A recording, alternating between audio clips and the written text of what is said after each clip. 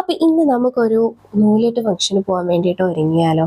കുറേ നാൾക്ക് ശേഷമാണ് കേട്ടോ ഒരു ഫംഗ്ഷന് പോകാൻ വേണ്ടിയിട്ട് ഒരുങ്ങാൻ പോകുന്നത്. ഇപ്പം സർജറിക്ക് മുന്നേ ആയിട്ട് ഏകദേശം ഒരു 2 മാസമായിട്ട് എനിക്ക് അധികം മേക്കപ്പ് കാര്യങ്ങളൊന്നും ഇടുന്നില്ല, കണ്ണെഴുതുന്നില്ല, ഐ ഷാഡോ ഇടുന്നില്ല, കെമിക്കലായിട്ട് ഒന്നും യൂസ് ചെയ്യുന്നില്ല കേട്ടോ.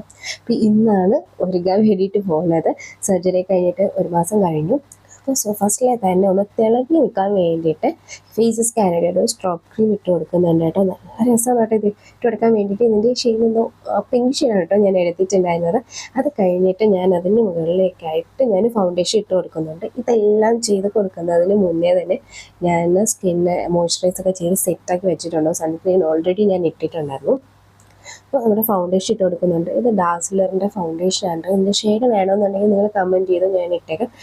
കറക്റ്റ് എൻ്റെ എക്സാക്ട് ഷെയ്ഡാണ് കേട്ടോ ഈ ഒരു ഫൗണ്ടേഷൻ. ഞാൻ ഷോപ്പിൽ നിന്ന് ഇട്ട് കറക്റ്റ് ചെയ്ത് വാങ്ങിച്ചിട്ടുണ്ടായിരുന്ന ഫൗണ്ടേഷനാണ്.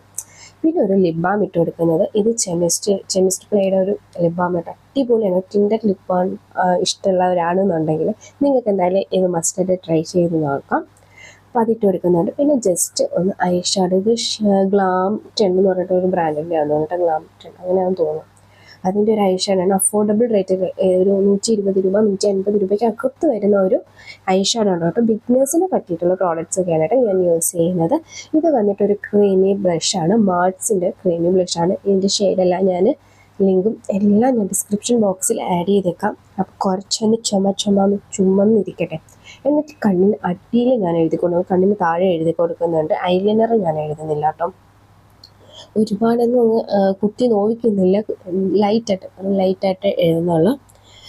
സോ അത് കഴിഞ്ഞിട്ട് ഞാൻ ലിപ്പ് ലൈൻ ചെയ്ത് കൊടുക്കുന്നുണ്ട്. ഇത് കുറച്ചൊന്ന് ഒരു റോസ് റെഡിഷ് ഡാർക്ക് ഷെയ്ഡാണ് കേട്ടോ.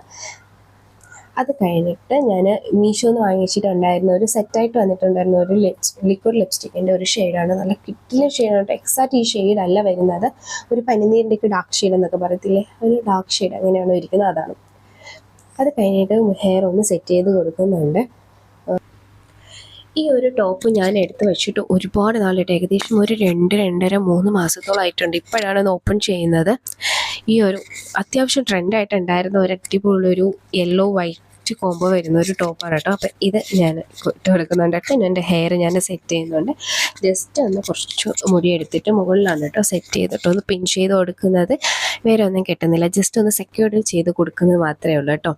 എന്നിട്ട് ലാസ്റ്റായിട്ട് ഞാനൊരു ഒരു ചെയിൻ ഇട്ട് കൊടുക്കുന്നുണ്ട്. പിന്നെ നമുക്ക് എവിടെ പോയാലും നമുക്ക് ആവശ്യമുള്ളത് സ്പ്രേയും കൊടുക്കുന്നുണ്ട്.